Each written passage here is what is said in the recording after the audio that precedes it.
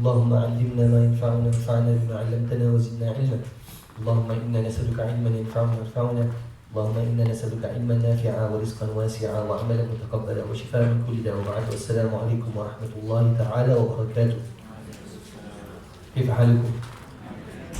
ما شاء الله. So now we're in the last period. SubhanAllah.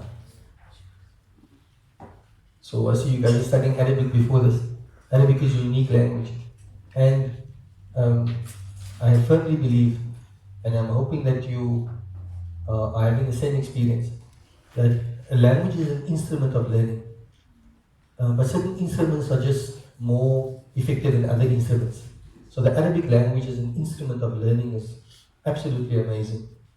And just the exercise of learning the Arabic language is going to sharpen your mind. Sure.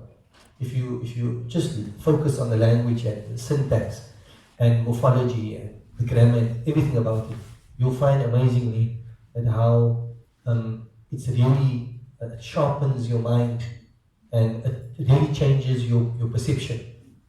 Our scholars of old have always said that the language that you speak directly influences your worldview.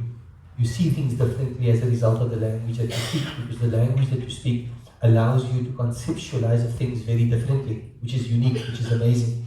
I think part of the Arabic language really is for you, or learning another language, particularly a language like Arabic, is to embrace the language and actually allow it to sort of like not to be hamstrung by your current first language, which is the English language, and wanting to view things always through the lens of the English language. That defeats the purpose, really. Particularly when it comes to Quran, because Quran wasn't revealed in English.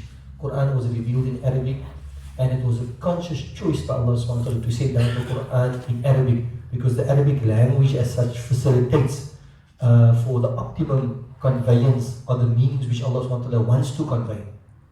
So these meanings can be like explained in the English language, but most profoundly those meanings are conveyed through the medium of the Arabic language. So it's absolutely amazing and revolutionary in terms of thought, because it just changes your thought completely. That if you looked at something in this particular way, from the Arabic language perspective, in terms of what Allah subhanahu wa ta'ala, the construction of Allah subhanahu wa ta'ala is just so different and so amazing. We continue with verse number 64, and we've been speaking about the hypocrites and certain of the qualities of the hypocrites. Allah subhanahu wa ta'ala continues talking about the hypocrites and says, يَحْرَدُ الْمُنَافِقُونَ أَن تُنَزَّلَ عَلَيْهِمْ سُورَةٌ تُنَبِّئُهُم بِمَا فِي قُلُوبِهِمْ قُلِ اسْتَهْزِئُوا إِنَّ اللَّهَ مُخْرِجٌ مَا تَحْذَرُونَ. So the word يَحْذَرُ, again, the word يَحْذَرُ. So the first thing if you look at the word يَحْذَرُ, what's the first thing that comes to mind? It's obviously it's a word, kalima, and words are divided into three. It's either a verb, it's a noun, or it's a preposition. The word يَحْذَرُ, what is it? It's a verb, right? And then the fact that you have the ya at the beginning clearly tells you that it's a present tense verb. Present tense verb, يَحْذَرُ. So the word حَذَرَ يَحْذَرُ means to fear. Okay? So now again, so يَحْذَرُ الْمُنَافِقُونَ. الْمُنَافِقُونَ. The al-munafiqun, that alif lam, there is alif lam lil jins, and it refers to all of the hypocrites. Al-munafiqun, the hypocrites, all of the hypocrites. So yahdaru is the verb, al-munafiqun is the doer. Yahdaru al-munafiqun. The hypocrites are fearful. What are they fearful about? What are they fearful about? What does the verse continue to say? An, the word an is al-mastariyah, and it's a prefix that generally enters upon a present tense verb. And tunazzal. Tunazzal is a verb, but this verb is not in the active form, it's in the passive form. Nazzala means to send down, nuzzila means to be sent down, and tunazzala to be sent down. So and tunazzala, they are fearful. What are they fearful about? That is sent down. What is sent down? Suratun, a chapter of Quran. And I'm sure by now you're familiar in terms of surah. We always chant about it in the first year. Surah means whole, but it means a high hall. That's because every chapter has high and lofty meanings. So they are fearful, the hypocrites are fearful that a surah is revealed. تُنَبِّئُهُمْ نَبَّأَ يُنَبِّئُ تَنْبِي means to inform. That will inform them بِمَا فِي قُلُوبِهِمْ of that which is in their hearts. Be with ma, that which قُلُوبِهِمْ, qulub is the plural of the word qalb, qulubihim in their hearts. You follow me? The same argument that we presented this morning stands over here. The hypocrites, do they believe in Allah and His Messenger? No. By extension, they don't believe in the Quran. So if they don't believe in the veracity of the Quran, in the validity of the Quran as a divinely revealed book, what do they have to fear about? Remember they accused the Prophet ﷺ in terms of, that this is something that you wrote with your own hands. It's not from Allah subhanahu wa ta'ala. And now the verse is, they fearful. Literally it means that they fearful that Allah will send down a verse that will expose them. If they don't believe in the Quran as a book from Allah, then why should they be fearing? So then, can we take this verse literally? No. So the meaning is, يَتَظَاهَرُونَ, that they feign, F-E-I-N-G, they effect a fear that a chapter should be revealed, which disgraces them. But how are they doing it? They're doing it mockingly. Almost like somebody says, I'm scared you're going to hit me. But like everybody knows that like a child and a parent, for example, when the parent says, I'm afraid that you're going to hit me. So is he really afraid, or is feigning his fear? He's feigning his fear. Likewise, the hypocrites. So you understand the complexity of the hypocrisy. That they're so comfortable in the hypocrisy that they actually feign fear that a chapter is going to be revealed that will expose them. No. So what does Allah subhanahu wa ta'ala say to His Messenger? Qul, say to them, istahzi'u. So if you don't understand the verse in the way that we mention it, and then these words don't make sense. Istahzi'u. Istahza'a means to mock, to jeer. So Allah says, istahzi'u, that mock and jeer. Istahza'a, yastahzi'u, istihza'an means to fear. To mock. So now Allah gives the command, but this command, does Allah want you actually to mock and jeer? No. Allah is saying it like, carry on. You'll see what will happen. We use this quite common. You tell, don't eat anything, wait till lunchtime. And the child insists. You say, eat. You're with me? Now you eat, or you're saying like eat and enjoy, and you're saying eat, and you see what that do to you. You with me? So likewise, قُلْ اسْتَهْزِئُوا, continue mocking. إِنَّ اللَّهَ مُخْرِجُ مَا تَحْذَرُونَ. And what does Allah now say? Inna Allah, indeed Allah, mukhrijun. Mukhrij, akhraja yukhriju means to bring forth. Allah will bring forth. Ma tahzan, that which you fear. In other words, now this is now in real terms, that which you really fear, Allah subhanahu wa ta'ala will bring that to the fore. Allah will make a reality of that. Allah say us. Now, قُلْ اسْتَغْفِرُوا اللَّهَ مُخْرِجُ مَا تَحْذَرُونَ وَلَئِنْ سَأَلْتَهُمْ لَيَقُولُنَّ إِنَّمَا كُنَّا نَخُوضُ وَنَلْعَبُ قُلْ أَبِاللَّهِ وَآيَاتِهِ وَرَسُولِهِ كُنْتُمْ تَسْتَهْزِئُونَ. So now, وَلَئِنْ سَأَلْتَهُمْ, another one of the qualities of the hypocrites, Allah subhanahu wa ta'ala says, وَلَئِنْ سَأَلْتَهُمْ. Now if you have a person who's two-faced, right? So two-faced. So in Afrikaans, I think they say it very nicely. They say, Afrikaans is not that good, but it's like, actually it's not Afrikaans completely. It's like a mixture of base Afrikaans.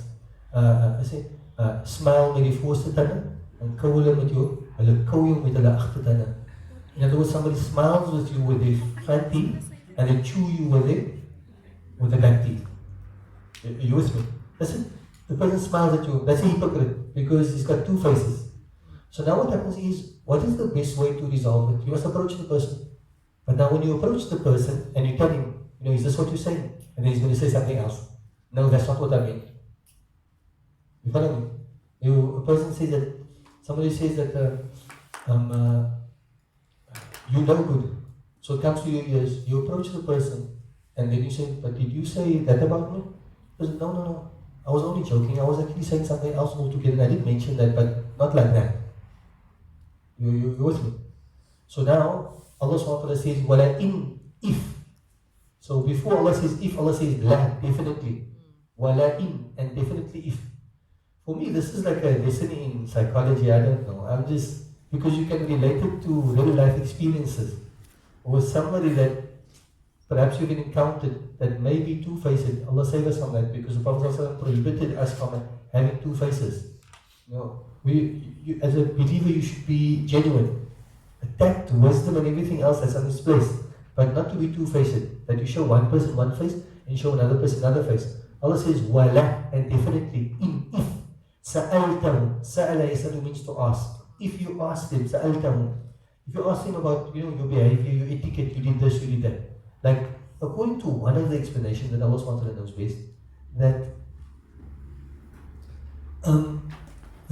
when, at the Battle of Tabuk, when the Muslim army returned, so some of the hypocrites, they were standing on a hillock, and they say that, Muhammad sallallahu alaihi wasallam, he wants to, overpower the Roman Empire. How's he going to do it with this handful, with this army? Then now, when they asked, did you say that? About, the Muslims and the army saying, إِنَّمَا كُنَّا نَخُوضُ وَنَلْعَبُ. What do they say? لَا يَقُولُنَّ. They will definitely say, the emphasis there, إِنَّمَا, only. Look, this is, let me tell you, it was nothing but, إِنَّمَا. كُنَّا, we were, نَخُوضُ وَنَلْعَبُ. Nakhudu literally means to dive. Nakhudu. Wanala'ab, and to play. Khawd means basically just to preoccupy ourselves with something else. It's just light chatter. Nothing serious. Kunna nakhudu na'ab. A person who's like busy with, and this,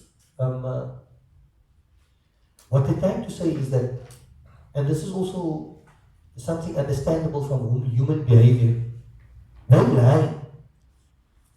But the reason which they mention is supposed to make sense, and it does make sense. Because they say, look here, we were just having a light moment.